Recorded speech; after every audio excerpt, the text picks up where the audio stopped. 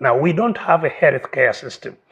I don't believe that any of us is recorded anywhere in the healthcare system that if you got an accident getting out of here, somebody will just tap a button and understand your blood group, how old you are, what accidents you have had in your history, and so on and so forth. We don't have anything.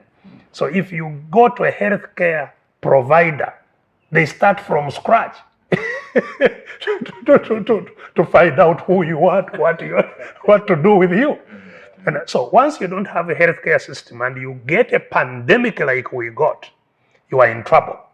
So the fact that Africa as a whole, as a continent, has fared best in terms of the numbers of death, the morbidity, the people who became sick and so on, is really by the God's grace. It's not by our doing. Now, having said that, here, the absence of a plan meant that, we did not know what to do at what stage. That's why even the schools you are talking about, nobody knew what it would take, what needs to be done before kids can go back to school. So that once you tick the boxes and they have been done, then kids can go back to school. Nobody knew. That's why even eventually when they said, you go back, they sent them home again after 1 week. Because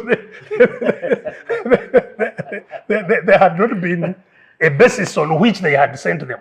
In fact, now when they are sending them back to school, it's at a peak of another wave of the pandemic. And there is you cannot say that because of these parameters, this is now why we are saying. So the absence of a plan was a total disaster in our case. Secondly, because we do not have an infrastructure, what is being reported is nonsensical to say that, we have had so many positives. Because positives, if you want to know the spread of the virus in the community, then you must have a scientifically designed process that will give you what is happening in the population. Again, part of the plan. We did not have that. So what you see that they are reporting are people who are tested at the airport, people who are tested at the borders in Busia or in the Sudan border coming in. There is nobody in the rural areas. There is no plan of sampled testing in the community.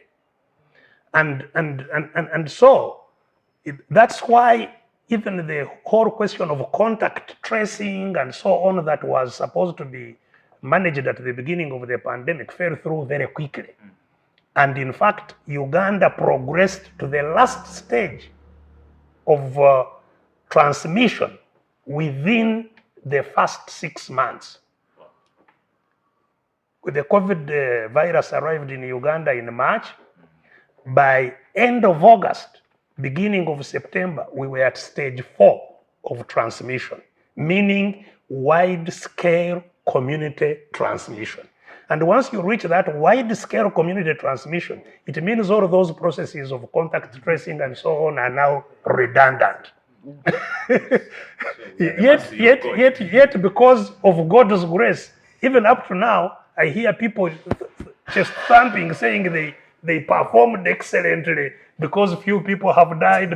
But nobody even knows how many people have been killed by COVID because we are not in the community to manage who has and who doesn't have.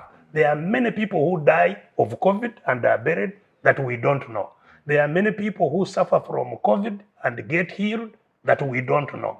So we really do not know literally anything about the pandemic in this country. We are just groping in the dark. Thank you very much, Kano, for that